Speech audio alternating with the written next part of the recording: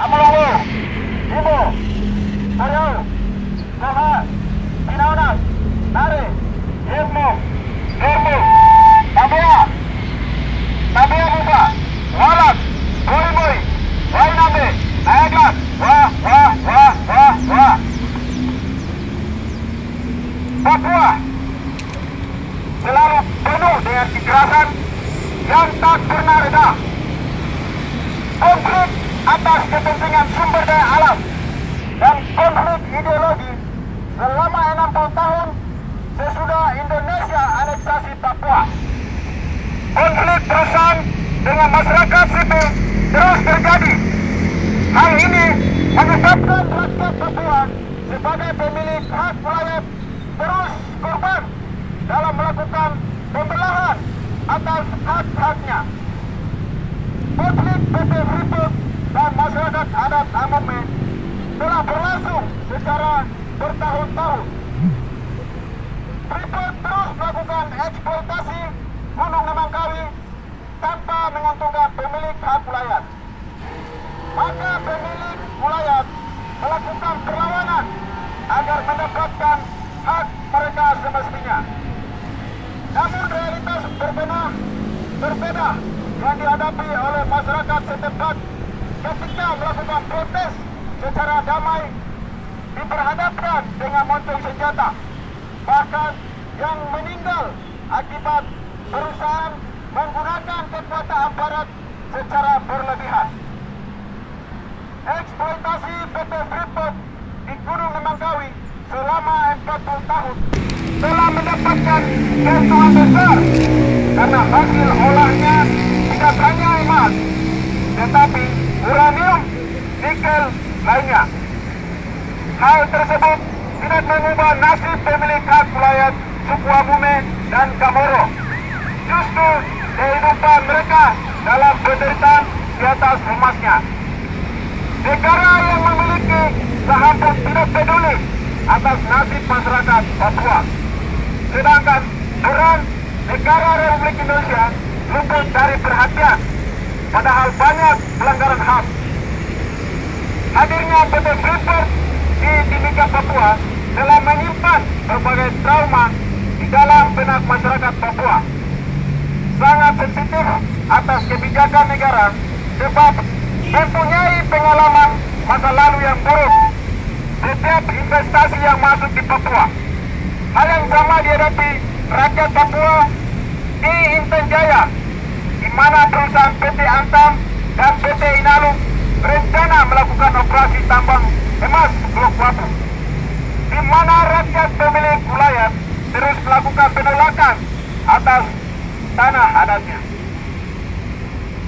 Kenapa rakyat Papua menolak penambangan emas Blok Wabu di Inten Jaya? Blok Wabu sendiri merupakan daerah pegunungan yang disebut-sebut memiliki kandungan emas cukup besar. Lokasi ini sebenarnya berada tak jauh dari area tambang milik PT Freeport Indonesia. Di Kabupaten Inten Jaya, Blok Wabu sebenarnya sempat masuk dalam area konsentrasi PT Freeport Indonesia. Tepatnya sebagai bagian dari Blok B dalam kontrak karya yang dilakukan perusahaan tersebut sejak 1991 atau di era Orde Baru. Perusahaan anggota Holding Mine ID ini melepas Blok Wabu. Alasannya karena Freeport Indonesia ingin fokus menggarap tambang Greenback Papua. Pemerintah baru secara resmi menyatakan hal tersebut dalam izin usaha pertambangan khusus atau IUPK pada 21 Desember 2018. Pada IUPK Freeport Indonesia yang diterbitkan pemerintah menyatakan bahwa wilayah tambang perusahaan hanya sekitar 9.900 hektar yang dulu dikenal dengan Blok A, sehingga Blok B atau Blok Wabu dan lagi masuk ke kawasan Freeport Indonesia.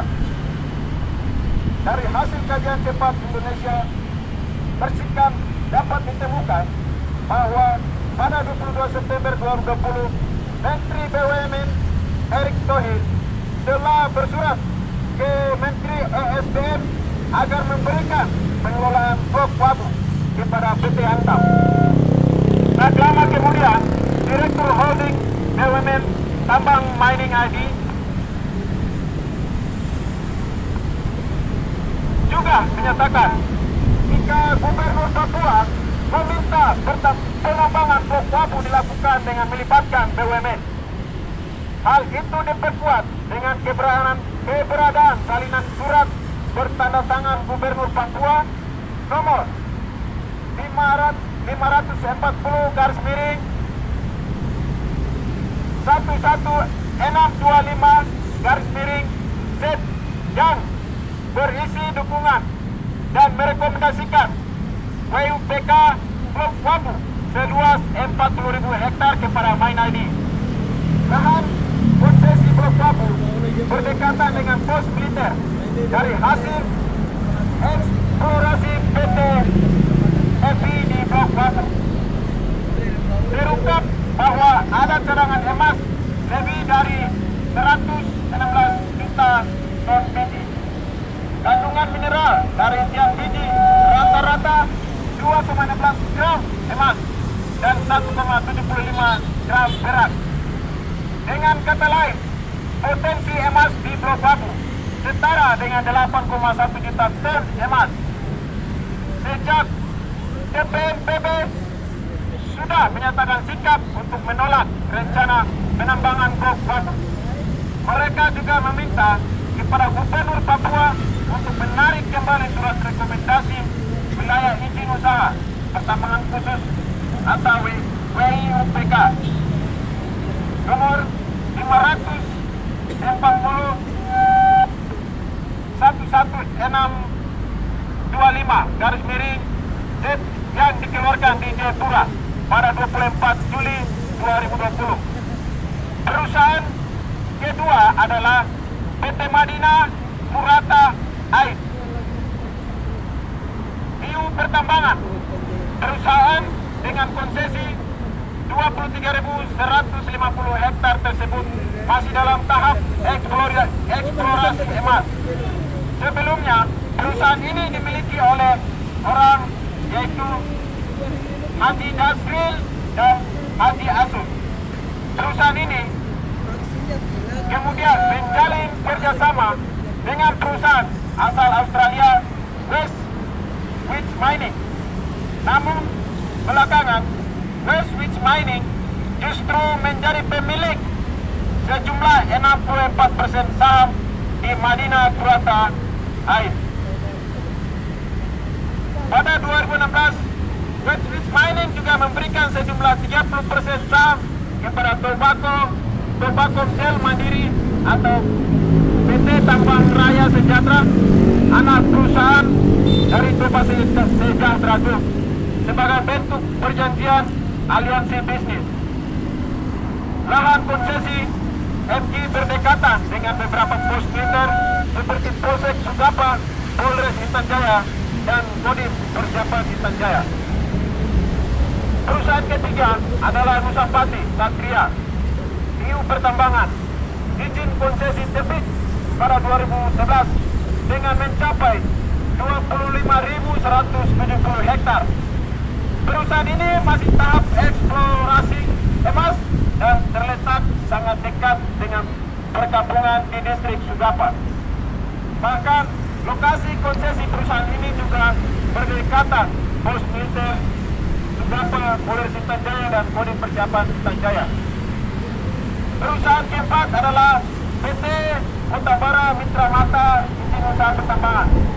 Secara administratif, sebenarnya perusahaan ini terletak di Kabupaten Panyai, Provinsi Papua.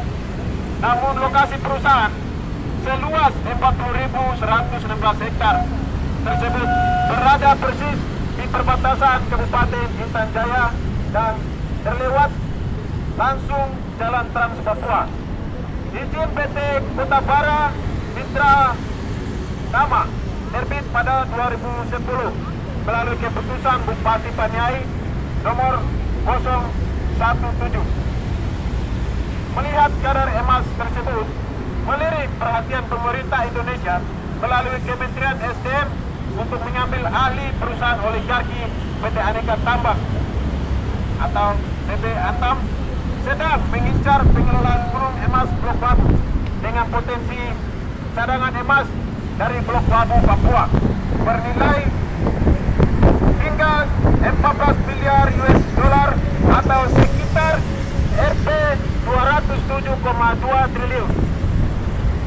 Dua perusahaan lainnya, yakni PT Freeport Indonesia PTFI dan Madinah Purata INP, disinyalir mempunyai hubungan dengan aparat militer. Pada kasus MK, kajian cepat ini mencatat bahwa terdapat paling tidak 3 nama aparat yang bersinggung dengan perusahaan tersebut, yakni Purnawirawan Polisi Rudiart Tampu Bolon atau RT, Purnawirawan TNI Paulus Prananto, dan Purnawirawan TNI yang kini menjadi Menteri Koordinator Bidang Kemaritiman dan Investasi, Menko Marves Luhut Binsar Panjaitan. Rudiart Tampu Bolon RT merupakan komisaris kepemimpinan dan pengalaman RT cukup berhasil menavigasi jalur menuju dimulainya operasi angkasa aviation. Juga mendapat 20% kepemilikan saham di PT Madinah Purata AI. Dalam River Gold Project, West Wits Mining juga membagi sejumlah 30% saham kepada PT Tobacco Del Mandiri. Presiden Direktur TDM ialah Purnawirawan TNI Paulus Prananto. Di sebuah terbitannya, West Wits Mining jelas menyebut bahwa Tobacco Del Mandiri bertanggung jawab terkait izin kehutanan dan terkait keamanan akses ke lokasi proyek. TDM atau Tobacco Del Mandiri merupakan bagian dari PT Tobacco Sejahtera Group.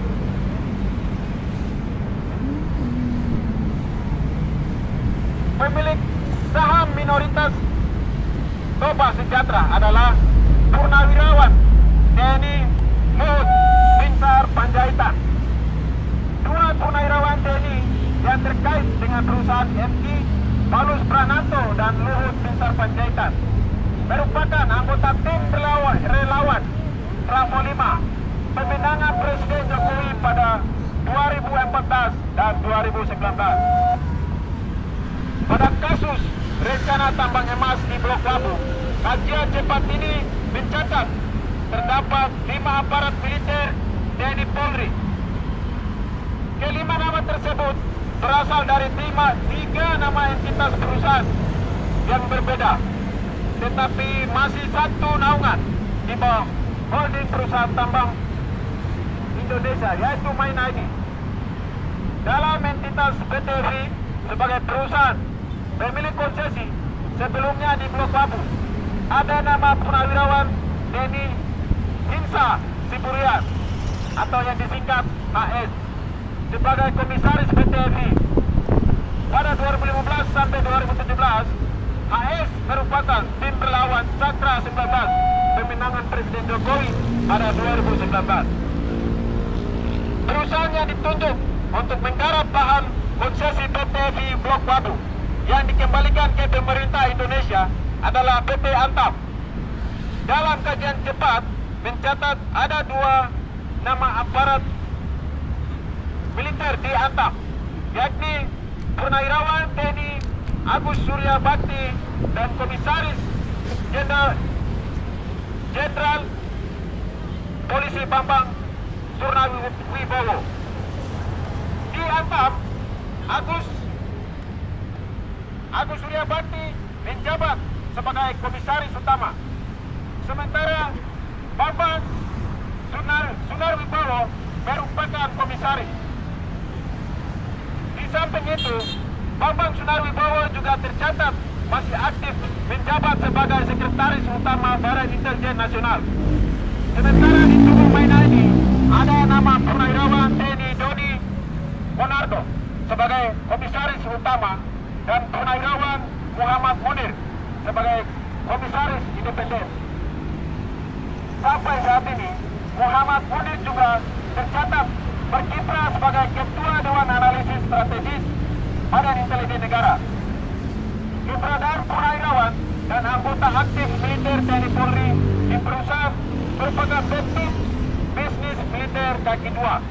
Karena itu sulit untuk tidak menduga bahwa ada kepentingan ekonomi di balik serangkaian operasi militer ilegal di Intan Jaya. Nama-nama aparat militer yang muncul pun tidak sembarangan. Beberapa terdidik di Kesatuan Kopassus yang terkenal cukup elit di tubuh TNI. Beberapa punya latar belakang atau pengalaman di Badan Intelijen Negara. Ada pula yang setelah purna tugas berkiprah di dunia politik dengan menjadi tim pemenangan presiden yang berkuasa saat ini, Joko Widodo. Dengan demikian, dapat dikatakan bahwa sebuah kebetulan mereka duduk di berbagai posisi penting di perusahaan-perusahaan tersebut. Besar kemungkinan mereka dipersiapkan untuk mengamankan dan memastikan kepentingan ekonomi di balik serangkaian badai kekerasan negara di Intan Jaya. Hal ini sesuai dengan alasan yang disampaikan Menteri BUMN Erick Thohir ketika ditanya alasan menempatkan banyak aparat di BUMN, terutama yang berbasis industri pertambangan. Erick menjelaskan di pertambangan kadang ada konflik, baik namanya soal tanah, baik namanya perizinan yang tumpang tindih, ada juga isu sosial pada masyarakat kita. Misalnya pada kasus pengiriman ratusan pasukan tambahan Polri ke Papua pada 8 Maret sampai dengan 6 September 2021. Alasan pengiriman tersebut sangat spesifik karena pengamanan objek vital PT Freeport Indonesia. Tampaknya alasan keamanan pula yang menjadi dasar mengapa Westwich Mining menempatkan Insar Siburian sebagai komisaris. Bagaimanapun, Insar merupakan mantan Pangdam 17 Cendrawasih. Dia sangat paham isu keamanan di tanah Papua, apalagi mantan Panglima Komandan Gubernur Gabungan Wilayah Pertahanan Pembakuihan 3 yang meliputi wilayah Maluku dan Papua.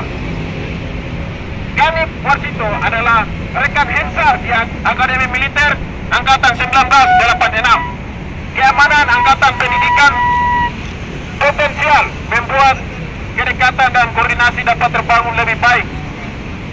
Pembakuihan 3 merupakan satuan komando utama operasi, sebuah satuan baru yang langsung berada di bawah komando Panglima TNI.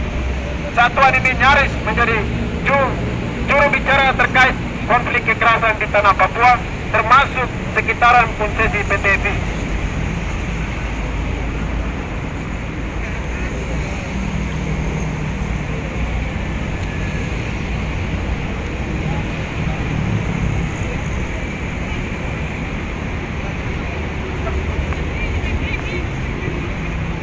Dari pengalaman buruk yang dihadapi rakyat Intan Jaya, kami, mahasiswa tergabung dalam Front Mahasiswa Papua se-Jawa dan Bali, tolak Blok Wabu, mendesak: 1. Dengan tegas menolak segala bentuk pembahasan terkait penambangan emas Blok Wabu di Intan Jaya, Papua. 2. Mendesak Gubernur Papua Lukas NMB segera mencabut rekomendasi SK nomor 560/1162 yang ditujukan kepada Direktur Utama Mining Indonesia atau MINID. 3. Luhut Binsar Panjaitan bertanggung jawab atas kematian masyarakat sipil yang berjatuhan di Intan Jaya demi kepentingan operasi tambang Blok Wabu. 4. Hentikan menggunakan aparat militer berlebihan demi kepentingan keamanan bisnis tambang Blok Wabu. 5. DPR RI segera menyurati Menteri SDM untuk mencabut perizinan tambang Blok Wabu PT Antam dan Inalum.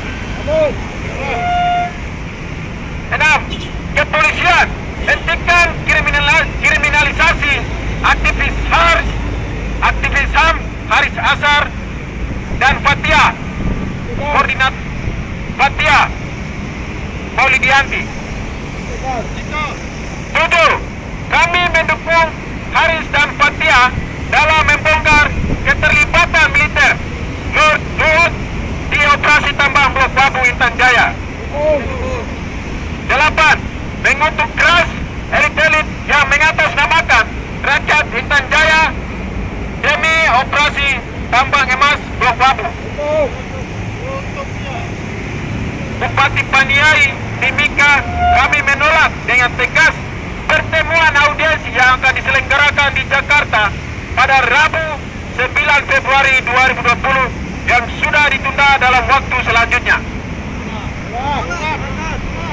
9. Kami mendesak DPR RI untuk segera membentuk tim agar langsung dengan pendapat LDP dengan masyarakat Intan Jaya. 10. Mendukung pernyataan Bupati Natalis Tabuni menolak operasi tambang emas Blok Wabu di Intan Jaya. 11. PT